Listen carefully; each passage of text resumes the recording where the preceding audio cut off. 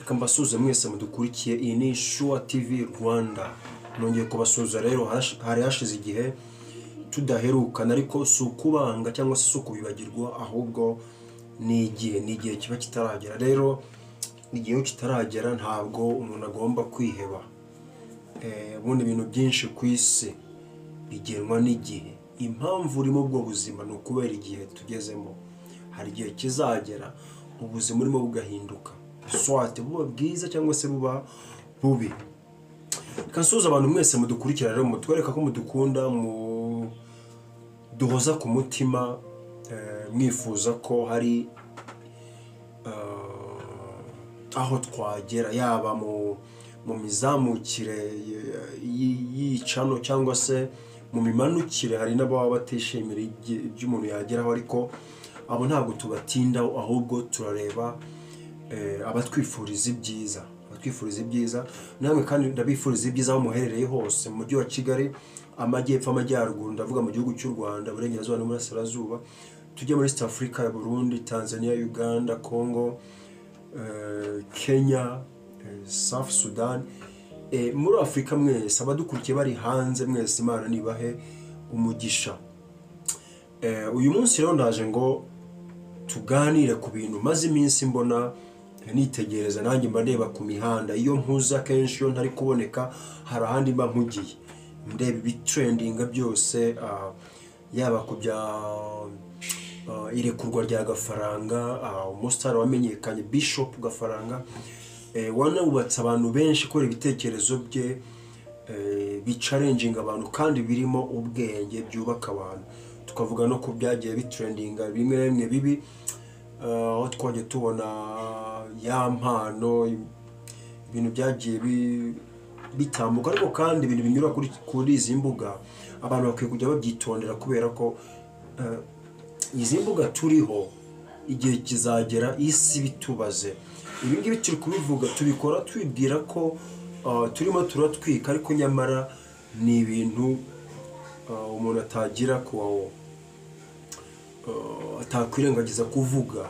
Turi kurera abana bari gukura, ejo tuzaba turi ba nyogokuru, tuzaba turi ba sogokuru. Ibaze kuba abantu barakubonye kera wari umeze kwa kundi, se abantu bazakubaha.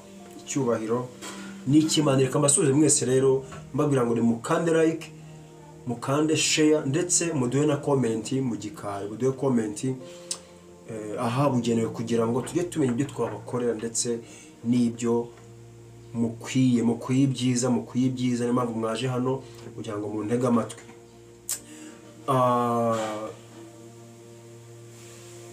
Reka dutangirane n'inkuru y'uwitwa Bishop Gafaranga. Bishop Gafaranga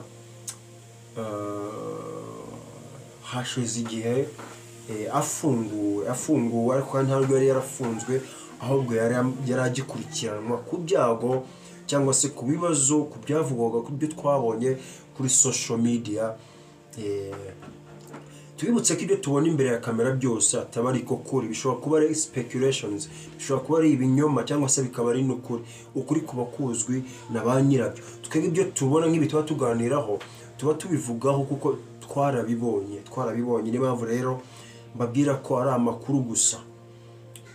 Byavugwaga ko yaba yaratocaringaga cyangwa se yarafataga nabi umudamu we, bityo byanatumye atabwa muri yombi, ajya kubazwa ibyo yabazwaga. Nyamara ukuri kuzwi n'Imana. Mu rukiko hakora ibimenyetso, ntabwo hakora ukuri. Yaraje rero tumubona ejo bundi, niho yagaragaye ku Isimbi TV avuga ati ntabwo nshobora kuvuga ukuri. Ese ni ryari azavuga ukuri, cyangwa se ukuri kurakenewe? Twamubonye ku Isimbi kwa Sabe avuga ati ukuri nkuvuze mwahura n'ibibazo, ukuri nkuvuze ntiwakwaporodinga. Icyo ni ikibazo umuntu ashobora kwibaza. Ukuri ni ukuhe? Ukuri rero kuzwi na ba nyirabo, ndetse n'ubuzima bwabo. Nta muntu ukwiye no kubashakishirizaho, ndavuga ngo views, nubwo biba byaje nyine kugira ngo abantu babiganireho.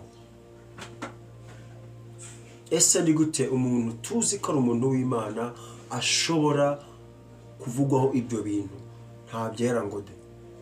Ariko kandi bibera mu ngo bizwi n'abo tubana, bizwi na ba nyiri urugo. Twe dushobora kukurebera inyuma tukavuga twaca urubanza, dushobora kugira mwiza tukakugira mubi, ariko ubucamanza n'ubw'Imana. Numvaga iri jambo sindukunda riba ringarutseho buri gihe mu kiganiro, ariko reka dukomeze. Rero ejo bundi yarafunguwe akatiwe umwaka umwe usubitse. No kuvuga ngo ahawe igihano cy'umwaka umwe nkaho afunze. No kuvuga ngo aramutse agaragaye akoze ikosa nk'iryo mu gihe cy'umwaka, bishobora kumubera ibibazo, noneho agafungwa wa mwaka agawutangira icyo gihe akimara gukora iryo kosa. Rero reka tumuhe amahoro, tumuhe umugisha, tumuhe n'umwanya ukosa. Ukora ni ukosa, ariko kandi icyaha kwisubiraho nibwo bugabo, kwikosora nibwo bugabo, ikibi wakora gukakireka nibwo bugabo bwa nyabwo. Tubona na ya mpano video yaragaragaye, nubwo ngewe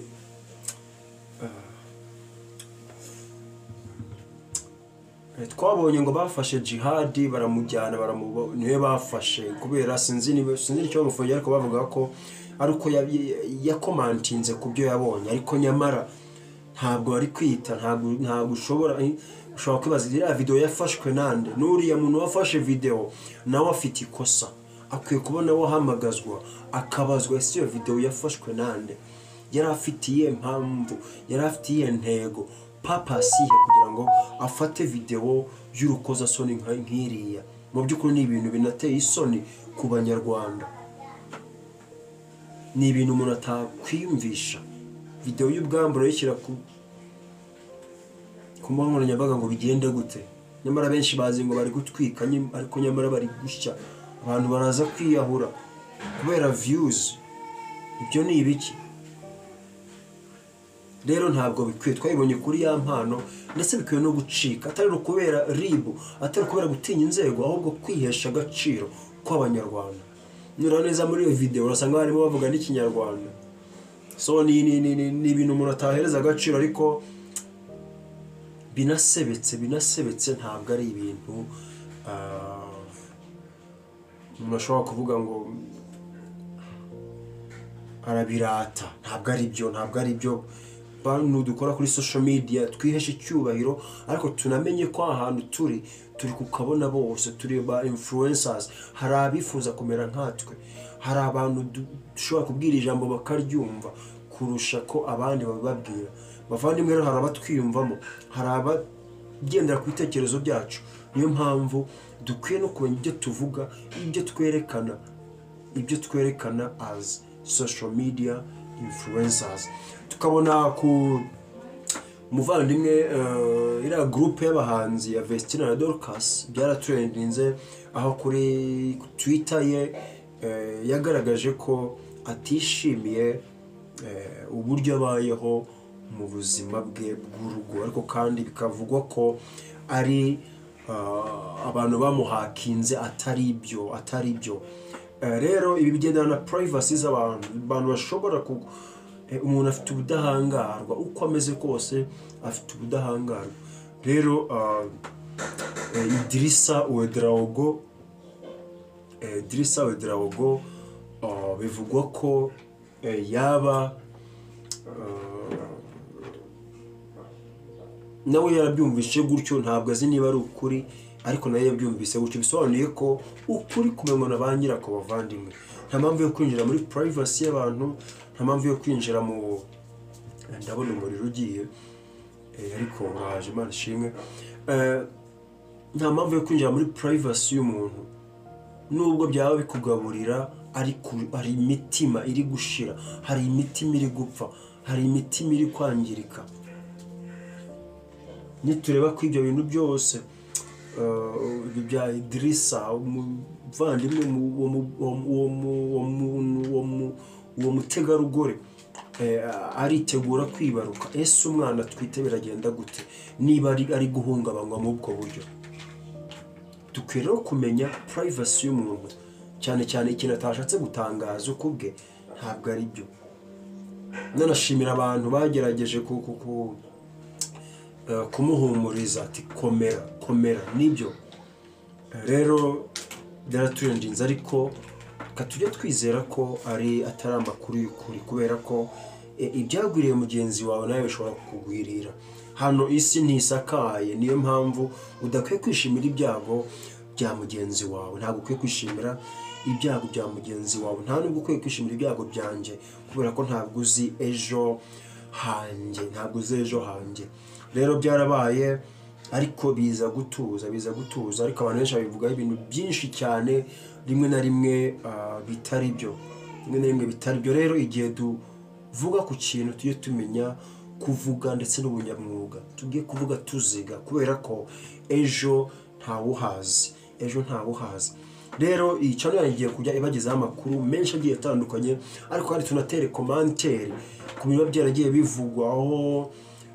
Hagaragaye umugore uvuga ko nyirabukwe agiye kumutwara umugabo,